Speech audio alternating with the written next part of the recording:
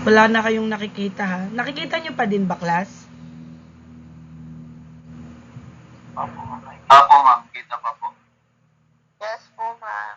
Sige, start na May po. mga mahihina po yung signal, ma'am, kaya daw pwede makapasok. Sige, pagka ano, i-record ko na lang to tapos i-upload ko sa YouTube tapos i-access na lang nila, no? Apo, ma'am.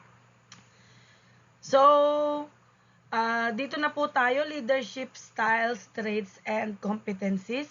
So, bago tayo magsimula, tatanungin ko muna po kayo kung naka-experience na ba kayo mag-group project na walang leader? Yes, ma'am. Yes, ma'am. So, 'di ba, anong nangyari sa group nyo? Magulo. Nagkanya. Magkakanya-kanya, no?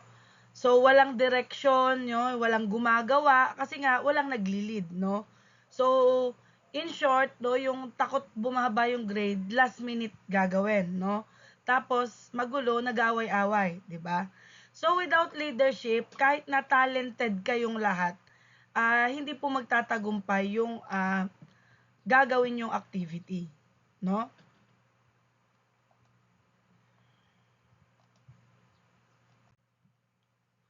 So, introduction, no? So, ano ba yung leadership effectiveness, no? Hindi lang daw siya about sa authority, no, ng pagiging boss, no? Hindi porket ikaw po yung leader is effective ka na, no? So, pasahin po natin to. So, pakibasa mo nga to, Nika.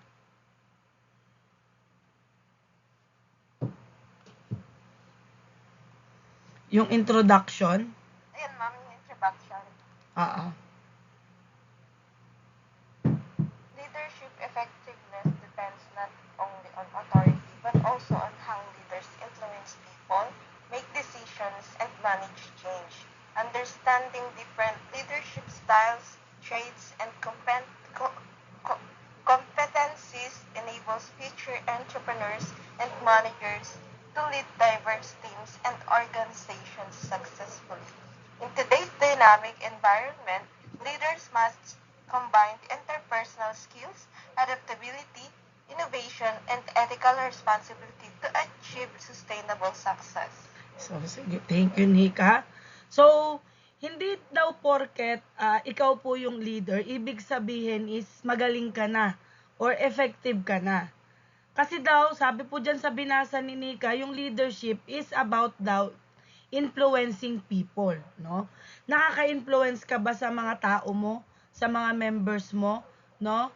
Leadership is about guiding a team. Gina-guide mo sila. Hindi ka lang basta utos, kundi gina-guide mo sila. Pag sinabing i-guide mo sila, ibig sabihin dapat yung inuutos mo, alam mo kung paano gawin. Dahil mahirap po mag-utos, mahirap po magturo ng isang bagay na hindi mo alam. 'Di ba sabi nga, you cannot teach what you do not have. Mahirap magturo pag hindi mo alam yung isang bagay, no? So, leadership is about making decisions, no? Pag ikaw yung leader, ikaw yung magdidesisyon sa lahat. So, ano bang role nung isa, ano bang gagawin nung isa, no? Igo-go ba to? Papalitan ba to? No? And leadership is about managing change, no? Halimbawa, may nakita kang kailangan baguhin or may sinuggest yung member mo na kailangan baguhin, no? I-assess mo 'yon, no? So, halimbawa, no, may dalawang manager, no? So, si manager, halimbawa si Jace, tsaka si Allen, no? Sabi ni Jace, basta gawin nyo yung sinabi ko, no? Tapos si Allen naman sabi niya, okay team, ano sa tingin nyo yung best strategy? So, sa tingin nyo, sino sa kanila yung gugustuhin ng mga empleyado?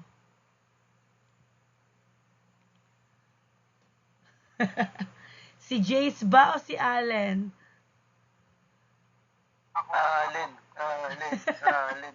Ako po. O kasi, yung leadership is about collaboration and influence, di ba? Hindi pwede din sila magde-decide, ma'am. Oo, tsaka hindi pwedeng ayaw nila ng controlling. Minsan kasi pag mas kinokontrol mo sila, mas ayaw nila, no? May mga ganung ugali, no? So, kung mabuti kang leader, no, i-join mo sila, no? Kasi isa lang naman yung goal nyo eh. So, hihingan mo sila ng insights. Ano ba yung sa tingin yung mas okay? 'Di ba? So, leadership in today's world, no, is very dynamic, 'di ba? Bakit? Kasi nga yung technology ang bilis magbago, 'di ba? Yung mga negosyo ang bilis din magbago, 'di ba? Tanong niyo kay Rosmar. Bago-bago yung negosyo niya. 'Di ba? Hindi talagang mabilis kasi sumusunod eh. Pag hindi ka mabilis magbago, maiiwan ka, 'di ba? Yung mga customer preferences, madaling magbago. So sa kabilang subject ko, yung consumer behavior, no? Yung market research and consumer behavior, no? Iba kasi iba-iba yung behavior ng mga consumers or ng customer, no? Depende siya. So nagbabago. Halimbawa, 10 years ago, 'di ba wala naman TikTok eh, 'di ba? Or may TikTok na siguro, pero kailan lang ba na ano yung TikTok? Nung pandemic ko lang kasi ito nauso, ilang taon pa lang ba to? Basta dati yung TikTok, wala pa ditong benta-benta, 'di ba? Wala pa siyang marketing, tama ba? Parang sayaw-sayaw lang siya. Oh, 'di Opo, ba? ma'am. Tapos Podcast yung lang. tas yung mga dab-dab, 'di ba? Ganon. Pero ngayon, dahil nag-adapt siya, yung business ngayon, nakadepend na sa TikTok influencers. 'Di ba? Sabi ko nga nung nakaraan, 'di ba sa e-commerce yata 'yon, no? 'Di ba ano siya, tumitingin na tayo doon ng review, no? Kung anong maganda titingnan mo sa TikTok kasi nandun yung mga nag-advertise, nagpo-promote ng totoong naging experience sila. So yung leaders kailangan adaptable, kailangan innovative, no? And emotionally intelligent para po ma-achieve po nila yung success, no? Dapat sustainable. Okay po? No? So dito naman po tayo sa leadership styles, no? So pakibasa mo nga yan, Jace.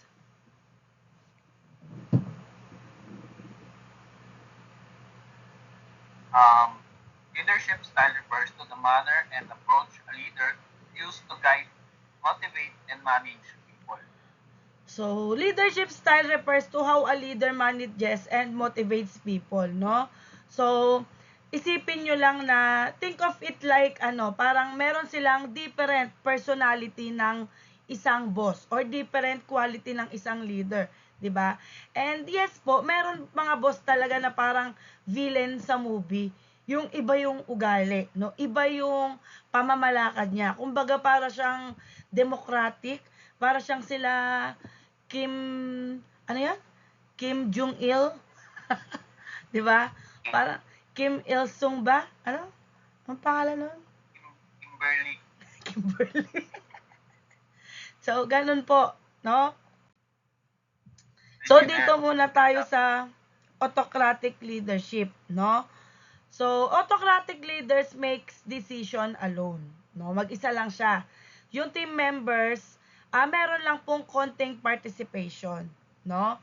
So, yung boss sasabihin, oh, ganito gagawin nyo guys, no? Ganito, ganyan-ganyan. Tapos, sasabihin lang ng empleyado, walang tanong-tanong, okay po, ganun lang. Yan po yung autocratic leadership. So, ano-ano daw po ba yung mga karakteristik niyan, no? Bukod sa nagdedesisyon siyang mag-isa, strict control, no? Strict control over subordinates, no? Masyado siyang mahigpit, 'di ba? So, unlimited participation from team members, no? Parang kahit may gusto silang sabihin dahil sobrang takot, no? Dahil nga autocratic, hindi na sila makapagbigay ng suggestion or ng insight dahil merong fast decision yung leader. Kumbaga yung sinabi niya, gusto niya iyon yung mangyari. Hindi niya kailangan ng opinion niyo kung ano lang yung sinabi niya. So ano naman yung advantage niyan, no? Siyempre, may advantage yan, no? Useful siya, halimbawa, no? Effective siya in emergencies, no? So, halimbawa, sa hospital, no? Sa emergency room, di ba? So, hindi naman pwedeng sabihin ng doktor, guys, mag-meeting muna tayo. Ano sa tingin nyo gagawin gagawin ko dito A, o operahan, B, hahayaan. Di ba, hindi naman pwedeng ganon, di ba? Dapat nakapag-decide sila agad, no? They must decide quickly. So, yung autocratic leadership is okay siya pagka may crisis, pagka emergency, pagka may military or sa emergency response, no? So, meron po kasi siyang clear direction and control. So, ano naman yung disadvantages, no? Disadvantages, low employee, ano yan? Di mabasa. Di ko mabasa. So, Moral, ma'am. Moral. low employee morale, tsaka reduce creativity and engagement, no? So, in normal situation, pwede siyang mag-cause ng problema. Kasi pwedeng yung employee mo, maramdaman nila na parang unappreciated sila. So, bakit? Bakit kaya nila mararamdaman? Kasi, kasi nga, nakapag-decide ka na, hindi mo hinihingi kung ano yung insight nila. So, parang ang nangyari, unheard sila, yung mga sides nila. So, ang cause nun, madedemotivate sila sa pagtatrabaho, no? Yung creativity nila, bababa, no? Yung, kumbaga, kahit may maisip sila na, parang mas maganda to. Kaya lang, wag na lang, kasi hindi rin naman papakinggan ni boss, 'di ba? So, halimbawa, 'di ba? Sabi ng employee, "Sir, may idea ako." Tapos sabi ng boss, hindi ko kailangan, ako yung boss, no?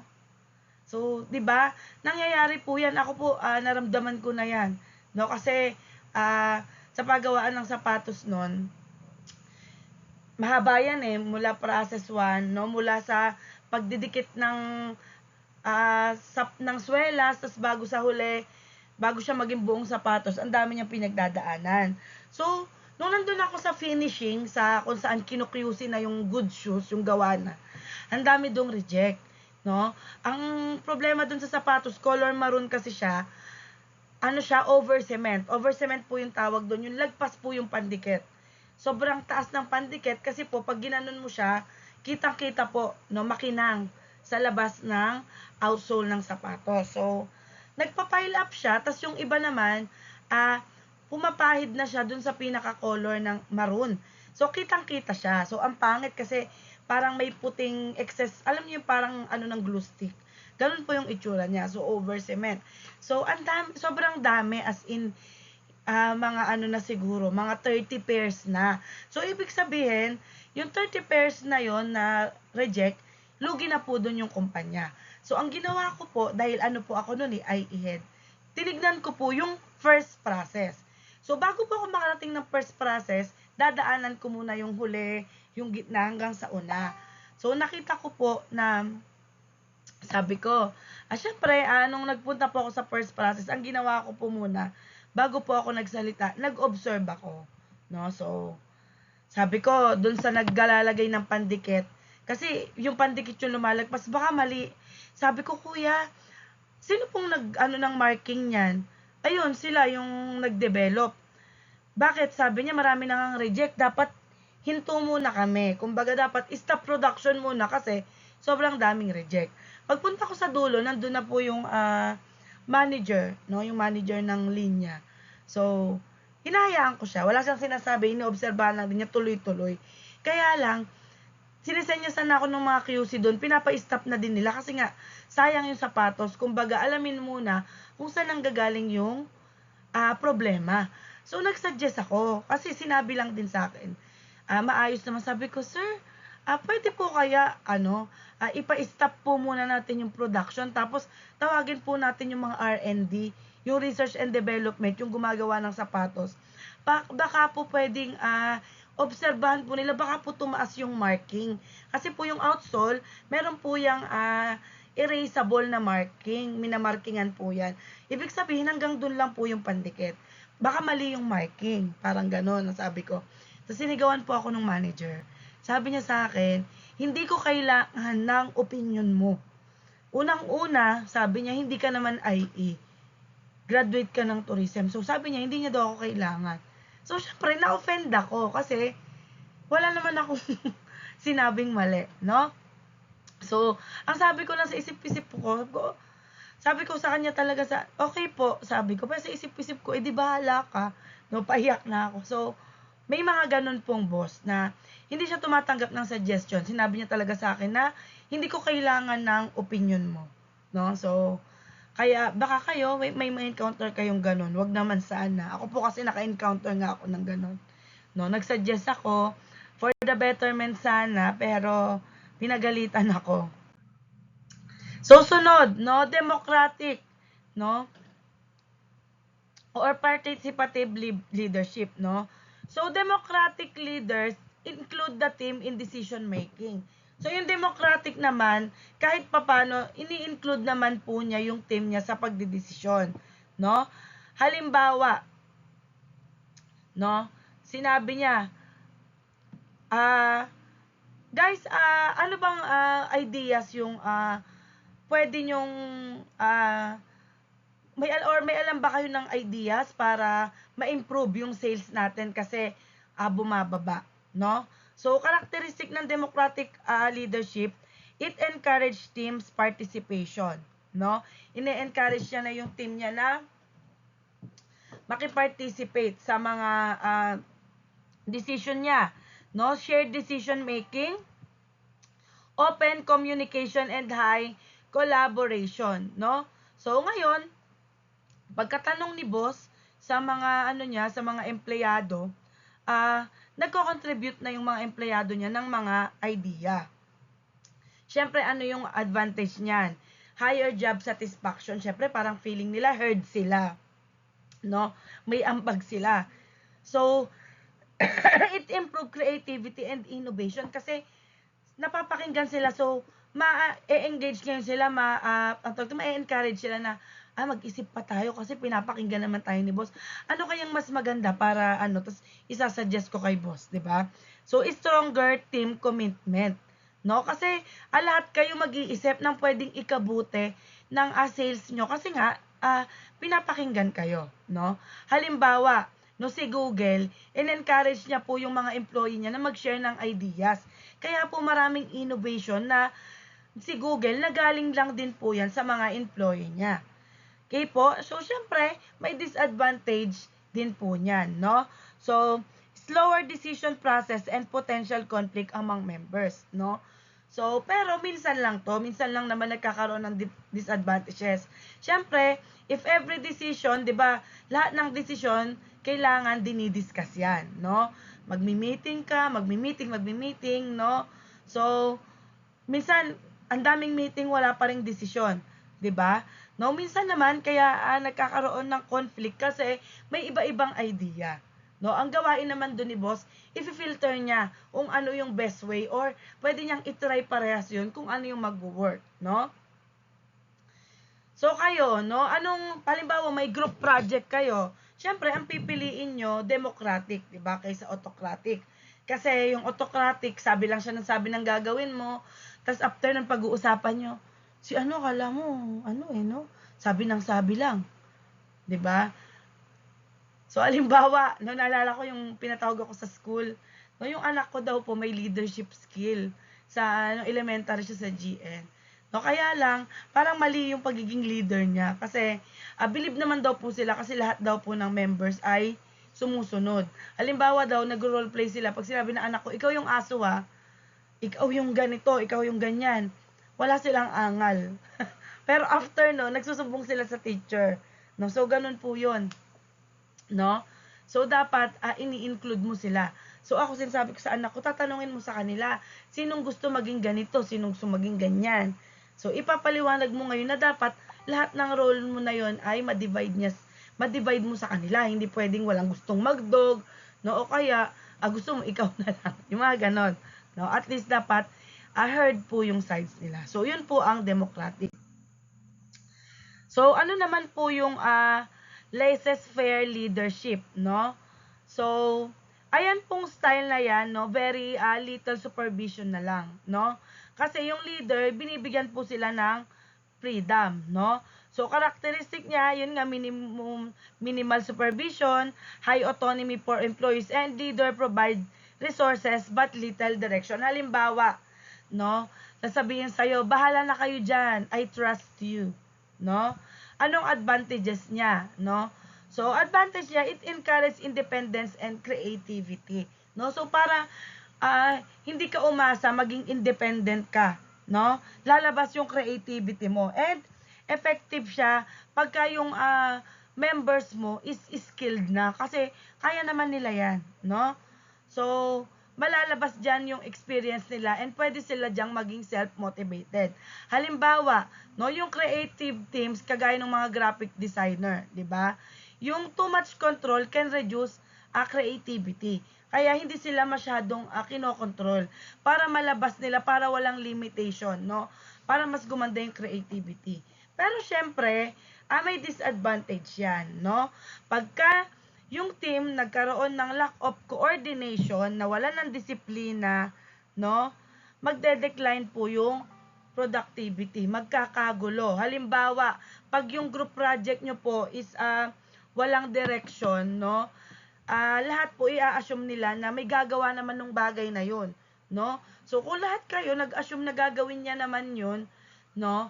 Ang resulta nun, pag deadline na, magpapanik kayo. Kasi, wala naman palang gumawa. So, teka, inom na akong tubig.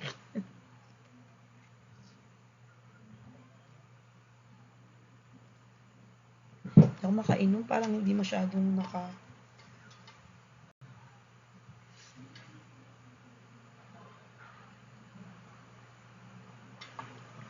Yeah. So, next, transformational leadership.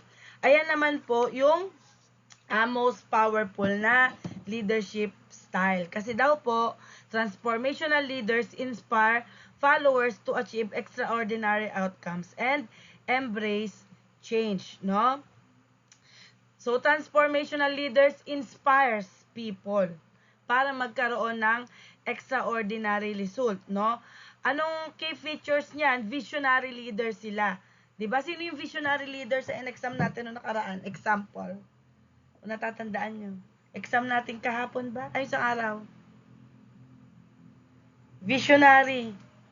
Di ba si Steve Jobs? Tama ba? Di ba? No? So, motivation and... Tama? Oh, motivation and inspiration, innovation, encouragement, and personal development of followers, no? So, example, no? Pagka transformational leader ka, sasabihin mo, let's build the best company in this industry, no? Syempre, yung mga employee, pag sinabi mo yon, parang ano sila, mai-inspired sila, no? They will go beyond their minimum effort, no? So, ayun nga, example ko nga, 'di ba, si Steve Jobs. 'Di ba, pinag-aralan natin yun noong nakaraan. He inspired Apple employees para makabuo sila ng revolutionary products. Kaya naman meron tayong iPhone, may iPad, no, yung mga Mac innovation, no? So, ayan po yung style na highly associated with entrepreneurial leadership because it drives innovation and growth. Okay? So, ano naman yung transactional leadership, no? Nagfo-focus lang daw po sa rewards, no? And punishment, no? Or compliance lang. Halimbawa, no? Sinabi ng boss mo, pag na-reach mo yung sales target mo, mabobonus ka. Pero pag hindi mo na-reach, wala kang bonus, no? So, key features, no? Clear roles. Merong clear roles and may expectation. Kasi sinabi niya 'di ba? Reward and punishment system, no? So, kung maka-bonus ka, kung maka-target ka, may bonus ka. Kung wala, di wala, no? So, emphasis on efficiency, no? Doon siya nagpo-focus, no? So, ang advantage niya, efficient, no? Magiging efficient ka. So, halimbawa sa sales department ka, no? Siyempre, yung mga employee, alam nila exactly kung ano yung target na kailangan nilang ma-reach para makabonus sila, no? So, pero meron din yung disadvantage, no? Kasi minsan yung innovation, pwedeng limited lang yan. Minsan, yung employee, nagpo-focus na lang sa targets. Tapos, yung gawa nila bara-bara. Tapos, pinsan naman, kakapokus nila sa targets, wala na silang nagagawa or naiisip na bagong ideas, no? So, effective in structured environment but less suitable for innovation-driven organizations. Yun po siya, transactional leadership. So, ano pa? Servant leadership, no? Servant leaders prioritize the needs of others and the organizations before personal interest. Bumaba pa yung interest, no? So, characteristic niya, empathy and listening, no? Meron kang iniisip mo yung sitwasyon ng ibang tao, nakikinig ka, no? Community building, no? Nagbi-build ka ng community. Ang trato mo sila as family, as community kayo, no? So, ethical leadership and employee development, no? Kesa tanungin mo sila na, paano ba tong mga employees na to na, paano mo ba ako ipagsisilbihan, no?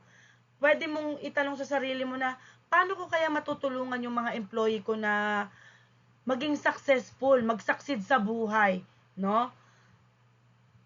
So, yung pag servant leader ka, no, tatanungin mo, no, kailangan mo ba ng training para ma-improve ko yung skills mo, no? So, yung paraan po na yun, pwede pong ma-build yung loyalty niya sa'yo, tsaka trust. Kasi natulungan mo siyang mag-grow, no? Win-win situation naman yun kasi employee mo siya. Nag-invest ka para mag-training siya. Yung training niya na yun, magagamit niya naman yun sa negosyo mo eh. So, it's a win-win situation, no? Na-gain mo pa yung tiwala niya sa'yo, no? Kasi pinag-training mo siya ng libre, no? Entrepreneurial leadership style, no? So, a hybrid style suited for modern organization. So, itong style na to, kino-combine po siya ng innovation, leadership, tsaka opportunity recognition. So, nagpo-focus po siya sa opportunities, no? Opportunity-driven, risk-aware decision-making na pag ano na natin to na pag-aralan na natin to, 'di ba? Dapat lahat ng problema makikita niya as opportunity.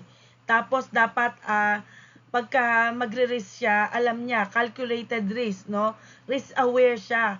So, innovation focus, naka-focus siya lagi. Paano ko ba ito mas mapapaganda? Ano pa bang pwede kong gawin dito? Paano ko ito i-improve? Adaptability, baka pwede kong i-adapt tong method na to, baka effective to sa akin, no? Baka kaya bumababa yung sales ko kasi hindi ako nag-adapt sa bagong technology, no? So resource mobilization, no? Halimbawa, 'di ba, yung mga startup founders, no?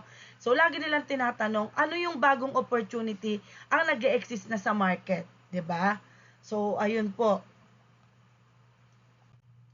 So dito naman po tayo sa leadership traits, no? So, leadership traits are personal characteristic that influence leadership effectiveness, no? So, yung leadership traits, yan daw po yung personal quality ng mga effective leaders. So, ano-ano ba to? No? So, number 1, vision. So, from the word itself, vision, ibig sabihin, nakikita niya yung future. No? Sino yung isa pa? Di ba si Elon Musk, na-imagine niya lang na yung electric vehicles pwedeng maging mainstream. 'Di ba? Kaya ngayon Tesla ngayon is isa sa most valuable companies. 'Di ba? And dahil sa ano nga dineclare sa atin yung sa energy, may nasa crisis na tayo, 'di ba? Ano nga 'yun? Anong sabi? Ano na daw tayo? National State Kemembolar. State of national emergency, 'di ba? So, sa mga sa mga gas na nagtataasan, okay yung naimbento ni Elon Musk, okay yung Tesla, 'di ba? So, confidence, no? So, pagka yung leader nawalan ng confidence, yung followers niya, yung members niya, mag-aano sa kanya, magkakaroon ng doubt, no? Halimbawa, no, yung leader mo, may tinanong ka, ganito po ba, boss, ganyan, siguro, pwede, no? Pwede rin. So, sigurado ka ba? 'Di ba? Parang magkakaroon ka ng doubt sa kanya. So, dapat pagka boss ka, confident ka. Kasi confidence inspires trust, no? So, integrity. Ang ibig sabihin ng integrity is honesty and ethical behavior, no? So, if isa kang leader, sinungaling ka, mandaraya ka, no? Yung mga empleyado mo mawawalan ng tiwala sa'yo. Kasi, ang tatandaan nyo lagi, ang trust yung foundation ng leadership. So, dapat mamuhay kayo ng may integridad. Ngayon pa lang, simulan nyo na. Pag nag-e-exam tayo, huwag kayong magkopyahan. No? Kasi baka madala nyo yan sa trabaho. 'Di ba? Yung pandadaya. Okay? So, number 4, emotional intelligence. This means understanding emotions, no? So, ano-ano daw yan, no? So, components include self-awareness. Dapat daw aware ka, no? Self-control, empathy, and social skills. Halimbawa, di ba? Isa kang good leader, na notice mo, pagka stress yung employee mo, na-notice mo, dapat itanong mo naman, okay ka lang ba? May kailangan ka ba? No? So, sa way mo na yun, sa simpleng pagtatanong mo, unti-unti, hindi mo namamalaya, nagkakaroon pala kayo ng strong relationship, no? Nakikilala niyo isa't isa, 'di ba? Nararamdaman niya, may concern pala sa akin si boss, 'di ba? Kailangan mo ba ng support? O, 'di ba? Kaya ako love ko si Sir Nomer, nung medyo malungkot na ako, sabi niya, wala ka na bang pera? Papautangin na ba kita? Kasi, nagpatawag ako sa sahod ko tapos di pa ako sumahod, matagal pa daw. Tapos nalungkot ako, medyo nalungkot lang. Sabi niya, pautangin na ba kita? No, okay ka lang? May kinakain ka pa ba? Sabi niya. So, minsan, malaking bagay sa atin yun, no? Pati nung halimbawa, nung nag-Bicol kami, no, na-stranded kami doon. So, 2 days akong stranded doon. Lagi siyang nagme-message, si Sir Nomer, na, musta ka na dyan? Okay ka lang ba dyan? May pera ka pa ba? No, pag wala na, magsabi ka lang, papadalan kita. Pahiramin kita, no? So, di ba? Nararamdaman mo, concern. 'Di ba? Tapos magjo-joke pa siya na, sabi ko, "Sir, okay lang po, ganyan-ganyan." "Hindi, iniisip ko lang baka pagbalik mo 'di na kita makilala, baka mamayat ka." No, yung mga gano'n. So, sa simpleng gano'n, nararamdaman mo na may concern, 'di ba? So, resilience, no? So, ang ibig sabihin po ng resilience, bouncing back from failure, no? Capacity to recover from setbacks, no? So, kahit anong mangyari sa'yo, no, bumagsak yung negosyo mo, no, lalo na kayo, mga entrepreneurs kayo, minsan madadapa kayo, 'di ba? Mararamdaman nyo yung failure bago nyo maramdaman yung success. No, pero dapat magba-bounce back kayo, hindi kayo hanggang dun lang, no? Halimbawa, 'di ba?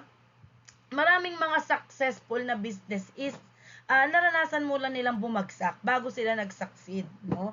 Kasi yung failure is part of growth. Lagi niyo pong tatandaan 'yon, no? So, number 5. Number 5, number 6 na pala tayo, no? So, ayun, no? So, resilience, tatandaan nyo, hindi ka agad susuko, no? Kahit na hindi sa business. Limbawa, may problema kayo, no? Bumagsak ka sa exam. No, huwag ka agad susuko, may bago pa naman, may isa pa, no? So, kasi sa leadership and entrepreneurship, yung failure, tatandaan nyo, laging normal yan. Kasi baka mamaya, meron na sa inyo nagnegosyo, hindi naging okay, or nakailang business na hindi naging okay. Okay lang yan, no? Kasi pag tumingin kayo sa mga many successful entrepreneurs, no, baka magulat kayo pagka narinig nyo yung istorya nila, 'di ba? So si Kangkong Chips ba, sumakses ba agad 'yan, 'di ba? So maraming times din na nag-fail siya bago niya natanggumpay, naabot yung rurok ng tagumpay na 'yon, no?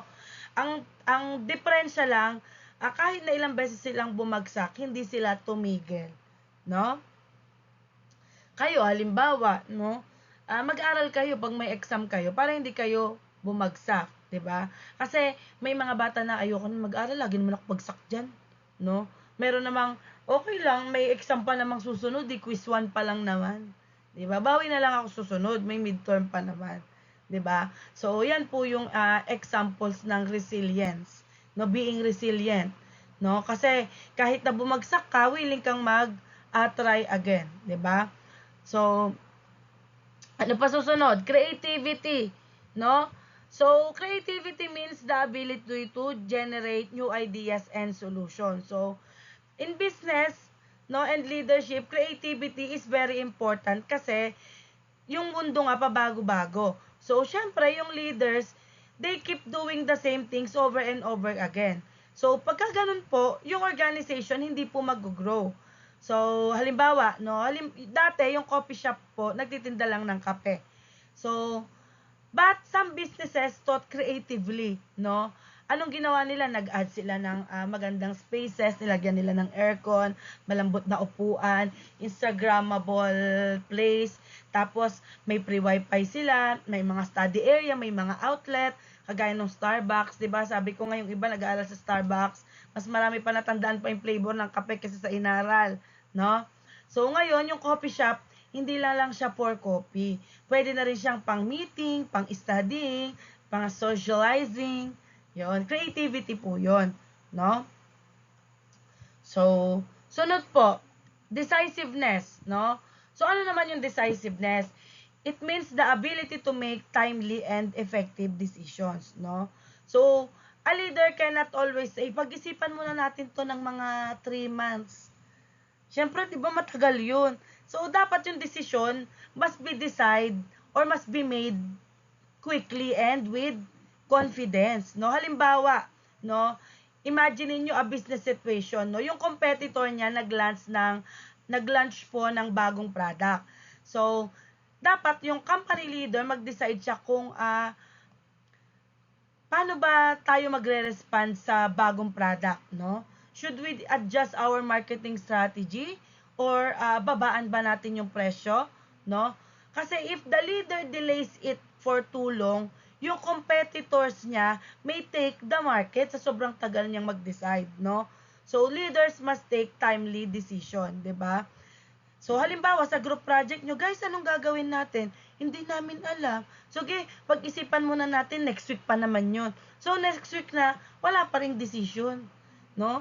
Hindi yung decisiveness. No? Kasi, dapat, ang decisive leader is, okay, guys, may nasuggest na ba kayo? Yung mga sinabi nyo sa aking option, itong, may nakita ko, mas maganda tong strategy na to. No? So, kahit na hindi perfect yung decision, at least may progress, no? Progress is better than delay, 'di ba? So ito pong mga leadership na to is very important, 'di ba? So next tayo. Dito naman tayo sa leadership competencies, no? So competencies refer to the observative skills and abilities required for effective leadership. So, yung leadership competencies, yung mga nakikitang skill at saka abilities na kailangan ng isang leader para maging effective. So, hindi lang siya about sa position. Kahit entrepreneur ka, student leader ka, or kahit ano ka pa, manager, importante ma-develop mo po to, no? So, hindi sapat yung idea mo. Kailangan marunong ka rin pong mag-lead ng tao at situation. So, number 1, strategic thinking, no? Ability to analyze situations, anticipate trends, and plan long-term actions, no?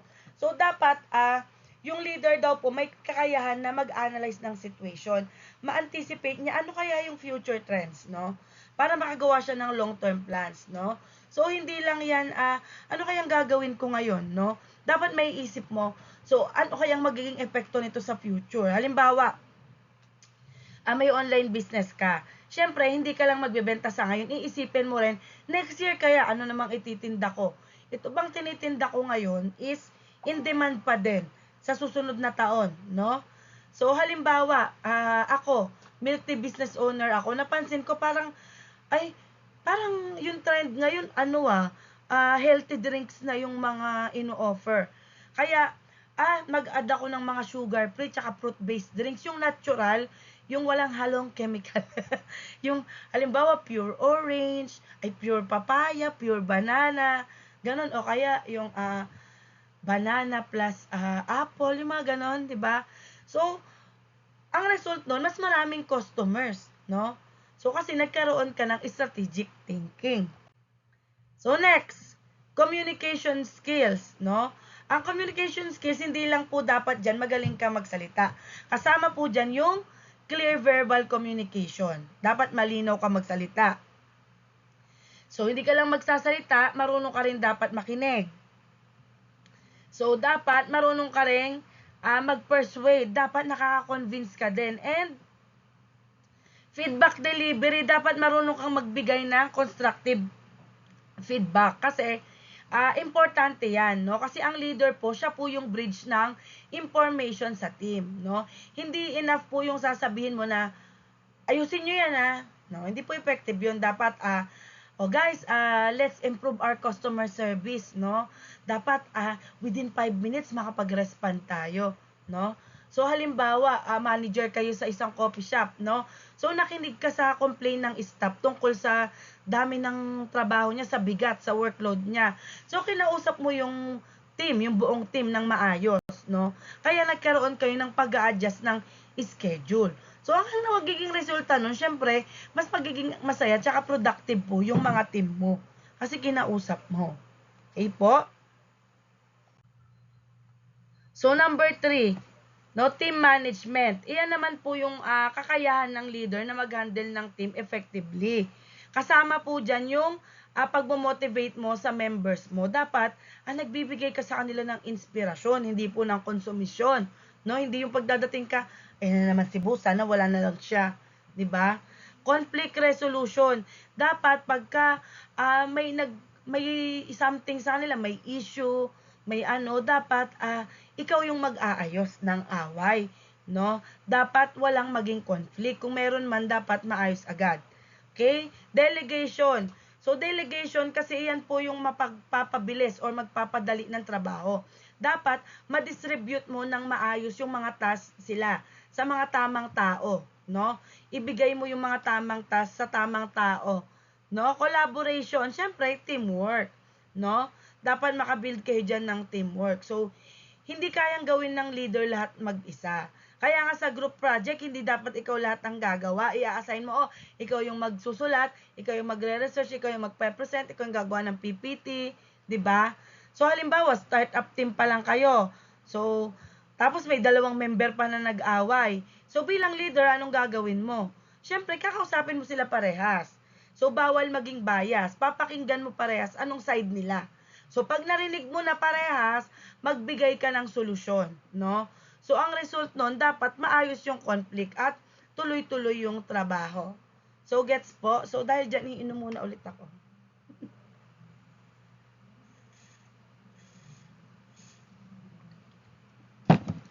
So, okay. So, decision-making skills. Leaders must evaluate options, risk, and consequences. So, yung leader, kailangan po marunong magdesisyon. Kaya nga leader ka lalo na sa mahirap na situation. Kasama nga daw po dyan yung i-evaluate mo, ano bang mga option. No, may risk ba dyan? Kung meron, dapat ma-analyze mo. No, and dapat kung meron, ma-consider mo ano ba yung mga consequences. Kasi hindi po lahat ng desisyon ay perfect, pero dapat pinag-isipan, no? So, halimbawa, business owner ka, no? Yung option A mo, mura pero low quality yung supplier mo. Yung option B mo, mahal pero high quality. Anong pipiliin mo kung ikaw yung business owner? Option A or option B? Natulog na yata yan sila. Option B, ma'am, kasi pang long Option term. B, Tama, no? pang long term, ma'am. Oo, pang long term. Kasi, pang long term, tapos, pagka nalaman ng customer mo yan, kahit na medyo mahal, matibay, magkakaroon ka ng loyal customer. Tapos, pwede ka nilang i-refer, no? So, halimbawa naman, may financial problem yung business, no? So, syempre, kailangan, kung may financial problem yung negosyo mo, yung leader magde-decide, no? So, kailangan mag-cut tayo ng unnecessary expenses, no? So, instead na tanggalin lahat, magtanggal ka or magbawas ka ng employee, ang tatanggalin mo muna yung mga hindi naman ganun ka-importante na expenses. Okay po? So, change management.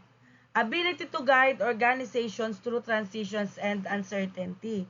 Siyempre, ang change management, may kakayahan, no? Ang kakayahan po ng leader is mag-guide ng team sa pagbabago, sa changes, no?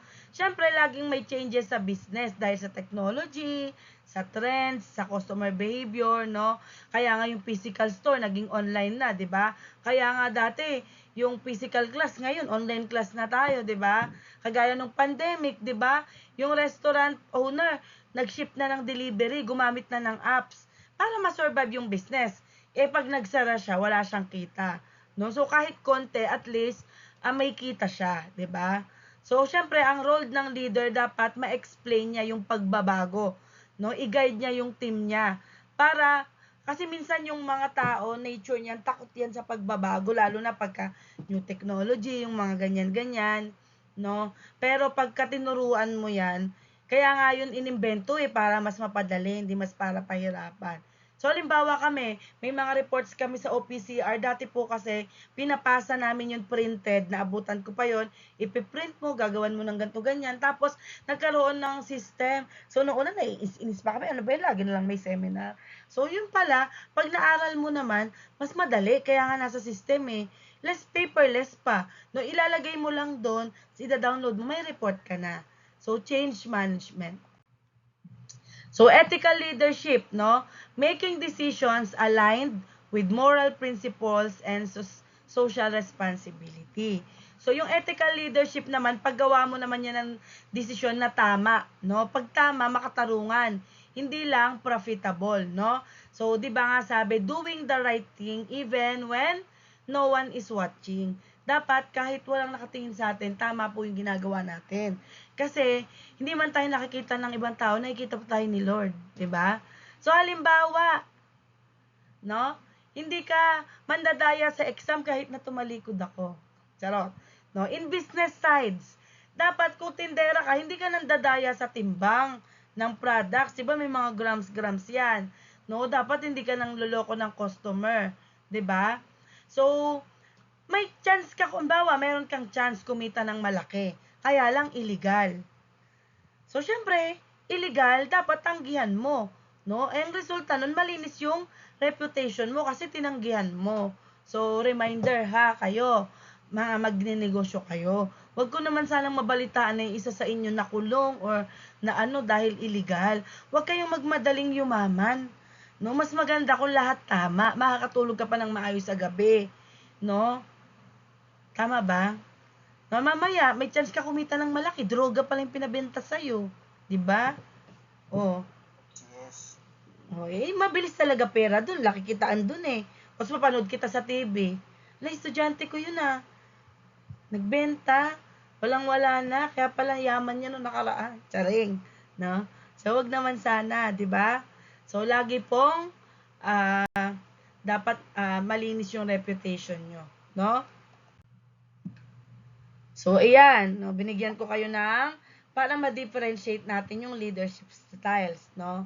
So, diyan makita nyo po yung autocratic leadership, yan po yung top-down, no? Approach kung saan po lahat ng leader lang yung may huling say, no? Kumbaga, 'di ba, sabi ko nga sila lang yung may sinabi, no? So, best yan sa mga high pressure situation. Sabi ko nga, no, sa mga crisis, no? Ano yan, summary nung, para mas maintindihan nyo nung diniscuss natin kanina, no? So, ayan, tinable ko po para mas maintindihan nyo. Para pag nag-review, may mga keywords kayong matatandaan. 'Di ba? So, survey, kailangan ng mabilisang aksyon, no? In democratic leadership, mas inclusive, no? Hinihingi po ng leader yung input ng team bago magdesisyon. No, yung employee engagement, no, mas maraming creative ideas po yung lumalabas. So, ayan, basahin nyo na lang po yan. So, ayan po yung mga short keme nyo para pag magre-review kayo. So, kayo, sa tingin nyo, dyan sa mga yan, no, anong style, anong leadership style dyan sa mga yan, yung bagay sa isang classroom president? No? Sinong gusto? Recitation to. I-record ko. Isusulat ko sa cellphone. Diyan sa mga leadership style na yan, no? Ano kayang bagay dyan sa isang class president? Mag-recitation tayo. Yung gusto sumagot, mag-ano lang, open mic, tapos sabihin yung pangalan. Kasi di wala akong makita, isang ba? Teka. Saan na ba yun?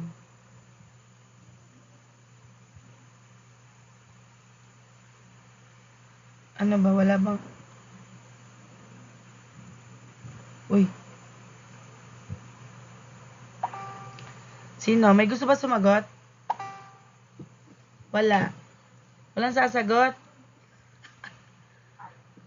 Ako, ma'am. Sige, sino yan? Kung makita eh. Pangalan? Kasuno, ma'am. O, Kasuno. Sige. Kasuno po, apelyedo.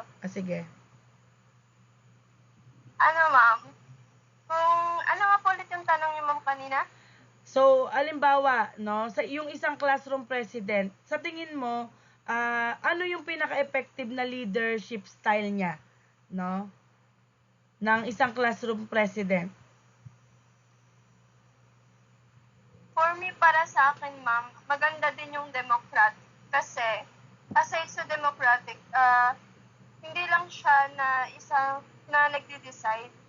Like, papakinggan niya rin yung mga members niya. Kasi the most important is yung both side ng bawat isa. Alamin din ng mga comment kung ano yung mga suggestion, especially sa ating department sa IET. Siyempre, kapag tatanungin ka kung ano mga suggestion na about pagdating sa mga design, ganyan, or ano yung mga extra activity na kailangan gawin, ganun. Kasi ma'am, sa classroom, hindi lang naman president ang mostly na nagde-decide. Siyempre, tinatanong niya rin yung members niya. For example, like, halimbawa, may isang proof na magsasabi na o kung kailan kami pwedeng i-meet or ano yung mga vacancy namin na pwede kami sa SCED na yun. So, ang gagawin ni President, mag-a-ask siya sa amin kung ano yung available na araw na pwede kami. So, definitely, mas maganda talaga na lahat nagkakaisa, nagtutulungan. Mas maganda kasi pag both side na nag-a-agree. Kaysa naman, isa lang yung nag-decide. So, ang mangyayari niyan, puro angal yung iba. Yun lang po, ma'am. Tama, no? So, meron pang iba? So, sino pang may different na leadership style? Ako, ma'am. Sige. Ano apelido? Benitez po. O, sige, ikaw. Yung ano sa akin, ma'am, pwede din po kasi transformational eh. Kasi, example po, may pinagawa, may group activity. Siyempre, Oo. di ba, nag-inspire ka ng people. Siyempre, inspire mo yung mga ka-groupmates mo na na matapos niyo yung group activity na binigay ng mas madali. Basta, ayun, ma'am. Ayun lang. Sige, tama. Sino pa? Meron pa?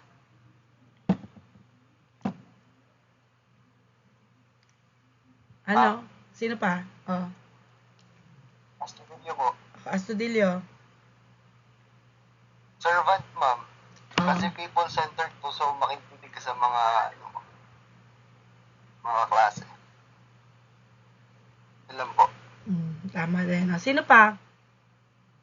Ako, ma'am. Ma'am Amar. Amar. Oh, sige.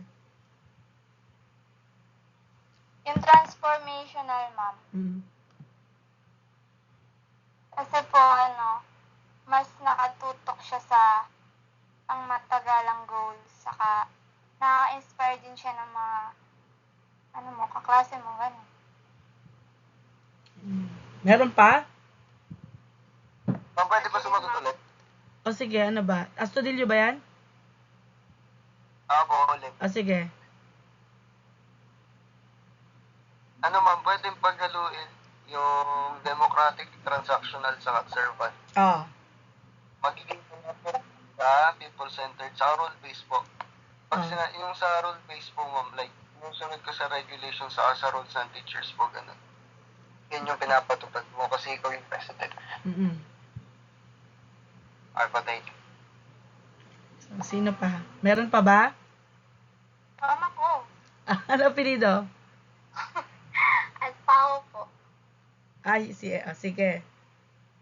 Mama, democratic po. Kasi po, for class president po, feeling ko po, yun yung pinaka-best. Kasi hindi lang po siya yung nasusunod. Kasama po yung buong klase sa pagdidesisyon. Tapos pinapakinggan po yung opinions ng lahat. para mas fair at acceptable po yung mga plans and activities kung meron man. Sige. So, meron pa? No?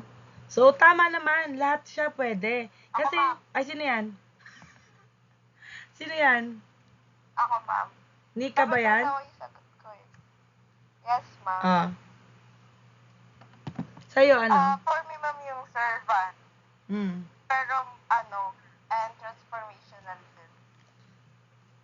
Kasi, ma'am, if you're a leader, dapat hindi ka lang basta nag-uutos, nandun din yung pagiging understanding mo. So, bilang servant leader naman, dapat your goal is to prioritize the needs of your classmates. Mm-mm. So, Tama. as a leader, dapat be the voice for those who cannot speak, di ba? And support Mm-mm. system for everyone, for each other. Kasi ako, ma'am, naniniwala talaga ako na no student should be left behind. Tama. Dapat lahat tayo nagmamatter. Oo. So, but at the same time po, ma'am, we need to be transformational too. Kasi hindi sapat na sumusunod lang tayo sa rules. We Tama. must also inspire growth. Then, dapat minomotivate natin yung mga classmates natin to go beyond their limits, Oo. diba? And Mm-mm. turn their shared vision into reality para at least you can guys kumbaga magkakasundo talaga kayo. So in short, ma'am, if I were a leader, I will lead with a heart that serves and a mind that transforms. So Mm-mm. dahil ma'am, ako naniniwala ako na true leaders success is not measured by the power. Tama. So, Ay, naglag. it measured by the lives they empower. Yan lang, ma'am. No? So, ayun, no? So, wala naman, hindi tayo, sabi ko nga, no? Maraming qualities yung isang leader. So, hindi ka rin pwede na mag-focus lang sa isang qualities, no? Walang iisang perfect style po para po sa isang classroom president. Kasi, yung pinaka-effective po na leader is yung marunong mag-adjust. Depende po sa situation. So, minsan, democratic siya. Di ba nga, sabi nyo nga, dapat hinihingi niya rin yung sides nyo. Halimbawa, may meeting yung mga president. Halimbawa, nagpa-meeting ako. Magtutour tayo, no? Para masaya yung lahat, no? Yung muna yung meeting ko yung mga president, 'di ba? So, syempre, para walang magreklamo sa ambagan, no? Iaano niya 'yon, sasabihin niya 'yun sa inyo kung ano yung mga plano, tapos kung ano-ano yung mga suggested na pupuntahan, 'di ba? So, minsan talaga dapat marunong ka mag-adjust kasi lahat naman to fit eh. Pwede rin naman siyang maging autocratic, walang sumagot noon, no? Kasi pag may emergency or kapag sobrang ingay sa klase, kailangan mapatigil niya 'yon, no? Kasi nandiyan na yung teacher, no? So, kailangan minsan autocratic din siya, no? So, kailangan din niyang maging servant, sabi niyo nga. Kasi kailangan tumutulong din siya, no? Sa mga classmates niyo, pwedeng tumulong siya. Halimbawa, may nahihirapan sa lesson para makuha niya din yung respeto niyo, no? Tsaka tiwala ng buong klase, no? In short, yung magaling po na classroom president, parang chameleon yan. Dapat marunong kang mag-a-adapt para po sa ikakabuti ng buong klase. No, sabi nga nyo, no, hindi ka lang leader na president as a position, no, na nasa position ka na pangalan mo 'yon, no? So president ka kasi para i-lead mo sa tama yung mga kaklase mo, no? So may team kayo, teamwork kayong lahat, hindi yung sarili mo lang ang iniisip mo, no? So diyan po sa lahat ng leadership style na 'yan, alin diyan si Jace? Si Jace yung president nyo ba, 'di ba? No, so ayun po, no. Thank you po sa mga insights nyo. Naging interactive ang discussion. So iyan, nagbigay din ako ng mga another na examples, no. Pag autocratic, ang pros niya, no, or bakit siya maganda, mabilis po magdesisyon. Yung cons naman niya, syempre nakaka-demotivate, 'di ba? So ayan, para mas maintindihan nyo lalo na pagka magre-review kayo, no, Or kasi may ipapagawa ko sa inyo mahilig ako sa paggawa no, para mas mag-gets nyo siya. Ayan, basahin nyo na lang. So, evaluating personal leadership competencies, no? So, self-evaluation helps leaders identify strengths and areas for improvement. So, ayan po yung process na sinusuri mo na yung sarili mo bilang leader. Ano ba yung strengths mo at kung saan ka ba dapat mag-improve, no? Siyempre, dapat kilala mo muna yung sarili mo bago ka mag-lead ng iba, di ba? Para ma-improve mo yung leadership skills mo, maiwasan mo yung mga weaknesses mo, tsaka para maging effective ka sa business or organization, no? So, yung self-evaluation, yan po yung honest na pagtingin mo sa sarili mong performance bilang leader, no? So, dapat alam mo saan ka magaling, saan ka nagkulang, no? So, yan. So, meron po tayong 5 na methods po ng self-assessment.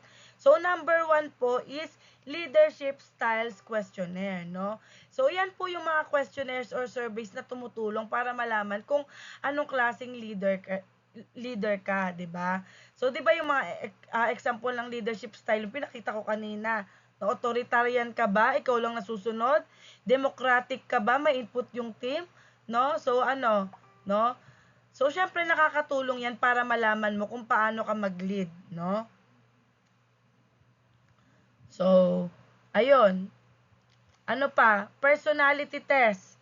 No? Yan po yung mga test na tumutukoy sa mga ugali mo, sa behavior mo, sa decision making style mo, no? Halimbawa, 'di ba? Yung mga introvert versus extrovert, nakasagot na ba kayo ng mga ganitong mga online exams, no? Analytical versus emotional, yung mga ganon. Para po, nakakatulong po yun para maintindihan mo kung bakit kaya ganito ako mag-react, no? Bilang leader, no? Halimbawa, introvert ka, tahimik ka pero observant ka. Yung extrovert leader naman, energetic, tsaka kaya niyang sabihin kung ano yung gusto niyang sabihin. Outspoken siya, no? Halimbawa, business owner ka, 'di ba? Na-realize mo na pag nagde-decide ka, ka masyado kang emotional, kaya nag-adjust ka, no? Mas naging logical yung decision mo kasi minsan nabe-base na sa emotion, no? So, number 3, feedback from peers and mentors, no? Yung paghingi mo ng opinion or feedback sa ibang tao, no? Sino-sino tong mga ibang tao na to? Yung teammates mo, yung boss mo, yung mentor mo, no? So, important reminder po, no? Minsan, hindi mo po nakikita yung sarili mong weakness. Kasi, madali po makita yung weakness ng iba. No? So, sabi ng team mo, minsan hindi naman daw pala clear yung instruction mo. So, dapat maging aware ka doon. Kailangan mo pala i-improve yung communication skills mo. 'Di ba? So, dapat kumuha ka ng feedback, no? Baka mamaya, sinabi mo sa mga employee mo, mag-type kayo ng feedback, isulat nyo yung feedback, i-computer nyo yung feedback, tapos, nang masasabi nyo, comment nyo sa akin, computerize para hindi ko ma-detect sino nagsulat, tapos ihulog nyo sa box, aalis ako. So, nabasa mo doon, masyado kang micromanager, no? Ay, ganun. So, naano mo, kailangan marunong ako mag-delegate, no? Para maging mas productive ang team ko. So, ganun po siya. Feedback. Reflection on past experiences, no? Yan po yung mga mo, ang tawag dyan? Analyzing previous success and failures to learn which strategies work. And yung mga hindi nag-work, kagaya nung ex mo, di kayo nag-work, di ba? Yan yung mga baliktanaw sa nakaraan mong experience bilang leader. Yung pagre-relapse mo, no? Ano ba yung ginawa kong tama? O baka wala akong ginawang tama? No? Ano yung mali ko? Ano yung pwede kong gawin next time? No? Halimbawa, may event ka. No? Halimbawa, event scorer ka. Yung hinandle mo na events, nag-fail. Siyempre, na-depress ka. So, nag-reflect ka. Ano kaya? Nagkulang ako sa planning. Masyadong gahol yung pagpaplano ko. Wala pala akong clear delegation, kaya napagod ako, may napabayaan ako. Kasi lahat kinaya ko. Kasi nga, parang may event ka, 1 week mo inayos, hindi isang buwan bago yung event. Kaya, ang nangyari disorganized, yung mga kapartner mo, meron na silang prior event, no? So, sa susunod, mas organized ka na, no? So, halimbawa naman nalugi yung business mo, yung una mong business. Syempre, instead na sumuko ka, i-analyze mo yung mga pagkakamali mo doon, no? Kaya, sa susunod, magiging successful na yung business mo. Okay po? So, performance review, no? Ayan naman yung mga formal evaluation ng performance mo bilang leader. Usually, ginagawa po yan ng mga manager, ng HR, no, ng organization. May mga criteria po dyan. May kita nyo dyan yung mga leadership effectiveness, ganon, team performance, achievement, ganon po. So, halimbawa, nakakuha ka ng evaluation. No, yung strength mo, good decision making. Yung weakness mo, poor time management. Siyempre, kailangan gawan mo ng action yon, di ba? So, mag-focus ka sa time management skills mo, no?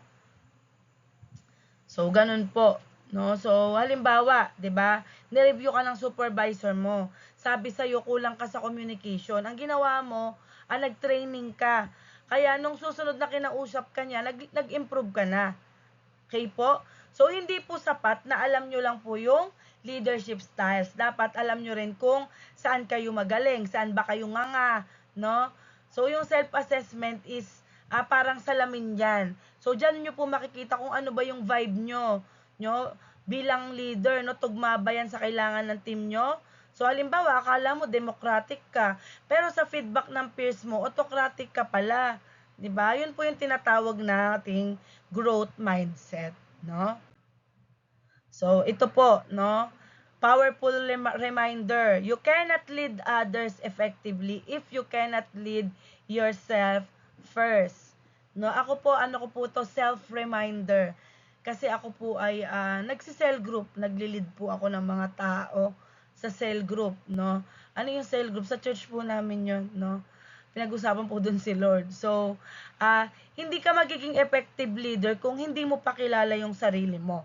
Pero, kung marunong kang mag-self-evaluate, alam mo kung ano yung strength mo, inaayos mo yung weakness mo, and dapat nag-grow ka bilang leader.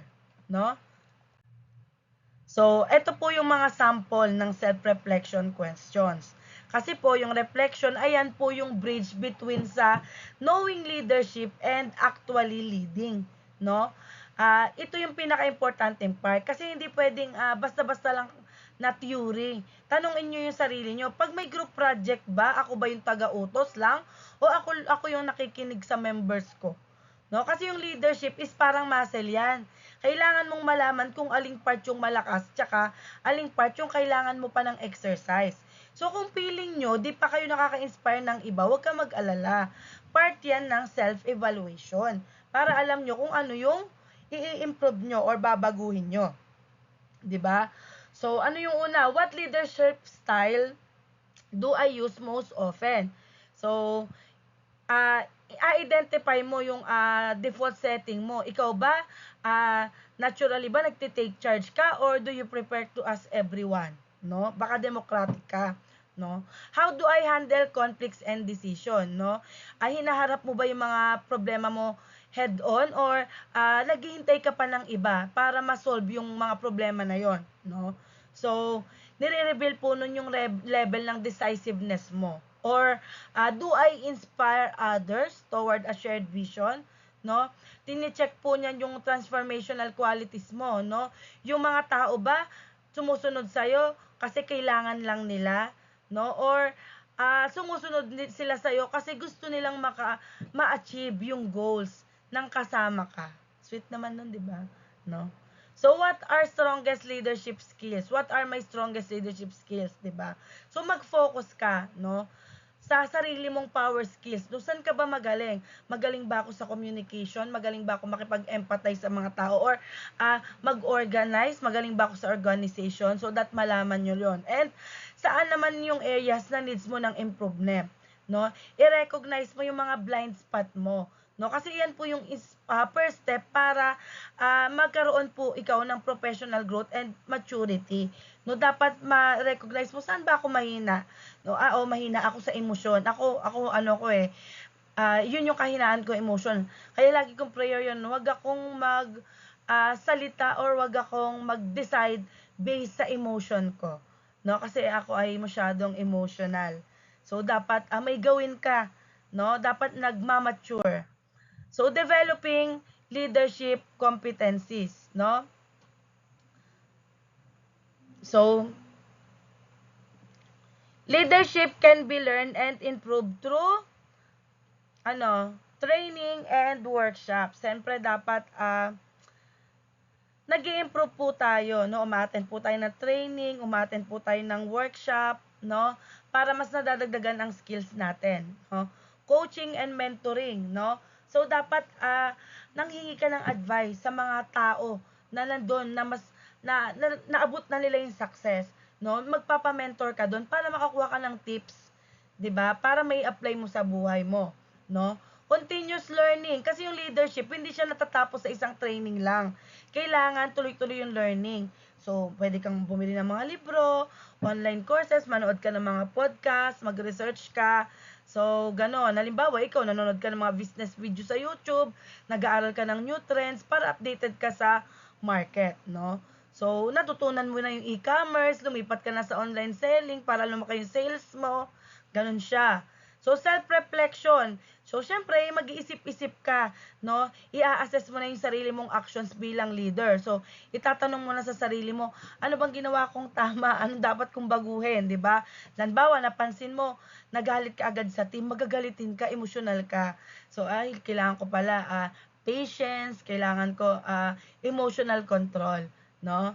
So, halimbawa, may project kayo, no? Leader ka, kaya lang nag-fail. So, syempre i-assess mo 'yun, bakit kaya, no? So, kasi natataranta ka pala. So, dapat sa susunod mas organized ka na, tsaka kalma ka lang, 'di ba? So, modern leadership develop emphasize adaptability, emotional intelligence and innovation, nahulog sa ilalim, no? So, adaptability daw, kailangan marunong kang mag-adjust sa pagbabago, no? Halimbawa, kaya mo na dapat mag-shift sa online kasi lahat ng tao nag-online, di ba? So, dapat meron kang emotional intelligence. Marunong tayong umuntindi ng emotions. Dapat alam natin yung emotion ng iba. 'Di ba? Tama. Hindi galit 'yarn. Hindi sarili mo lang, no? Kasi hindi lang dapat utak, dapat may puso ka rin, 'di ba? Tama ba 'yon? Puso. So, innovation, dapat creative ka, no? Hindi ka lang creative, dapat open ka rin sa ideas ng iba, no? Huwag kang stuck lang sa alam mo, 'di ba? So, application in entrepreneurial settings, no? So, kasi entrepreneurs often shift leadership styles depending on the situation, no? So, leadership styles change over time, no? Hindi lang po isang style yung ginagamit niya. Nagbabago po yan, depende sa business, no? Halimbawa, yan, startup pace, no? Ang style niya, autocratic leader, no? Yung autocratic leader, siya yung nagde-decide, di ba? And visionary, may malinaw na vision, no? So, sa simula ng business, kailangan mabilis kang magdesisyon. Hindi pwedeng maraming delay. Halimbawa, ikaw yung nagdedesisyon, no?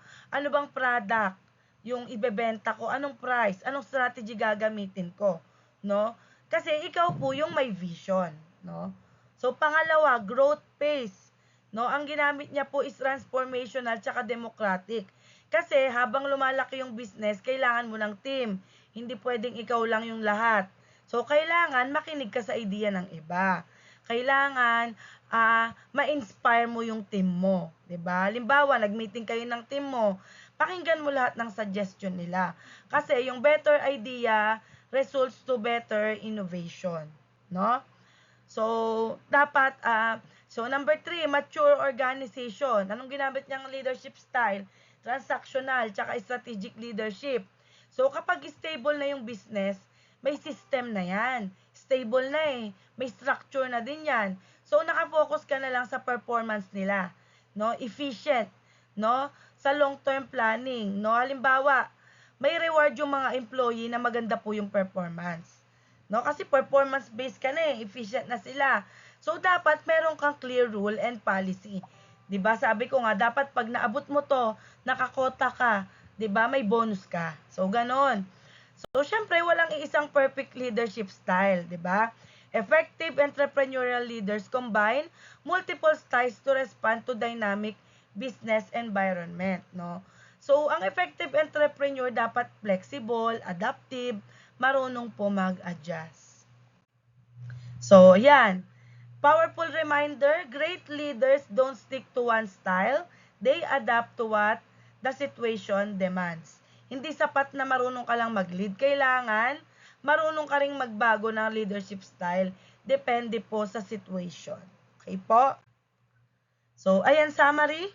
Leadership effectiveness depends on understanding various styles, recognizing personal traits, and developing key competencies.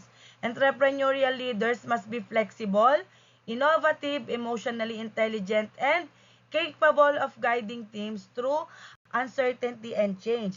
So, self-assessment is essential for continuous improvement and successful organizational leadership. So, dahil dyan, meron po tayong activity, no? Self-evaluation of leadership competencies. So, bago ko i-discuss tong activities na to, i-check nyo po yung mga PPT. Ang dami ko na pong pinagawa doon. Ang nagpapasa pa lang, 2 na yun. Si Yasi pa lang, yung grupo niya, yung tropahan niya. Paano yung iba? Pwede pang magpasa. No, tingnan nyo ulit, may activity doon sa huli. No? Tatanggapin ko pa, may minus lang. No? So, ayan po yung rating. Yung 5, excellent. Yung 4, good. 3, average. 2, needs improvement. 1, poor. No? I-rate nyo po yung sarili nyo from 1 to 5. No? Yung strategic thinking mo, communication skills, team management, decision making, change management, ethical leadership, i-rate nyo po yan. Tapos, ito po yung guided reflection questions. Ano ba yung dalawang top 2 strongest competency mo? I-explain mo. So, ano naman yung dalawang weakness area mo? So, paano mo naman may improve yung mga weak area mo, yung dalawa? So, ano ba yung natutunan mo about yourself as a leader? 'Di ba? Nag-aral tayo tungkol sa leadership, 'di ba? So, how important is leadership in entrepreneurship, no? And anong leadership style do you want to develop in the future? Dun sa mga kinds of leadership styles, no? So, ano lang 'yan? 10 to 15 sentences, no? Lahat na 'yan. Kahit 10 to 15 lang kung lumagpas ka, edi thank you. No, yang kabuuan niyan. Ano nyo siya as pa-essay po yung sagot. Hindi po 10 to 15 sentences each siya, kahit yung kabuuan ng 1 to 6, no? So, pwede siyang printable, pwede rin siyang handwritten.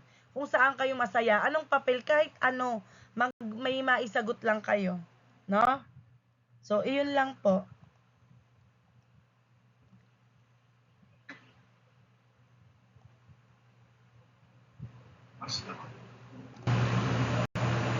Tanong ako, ma'am.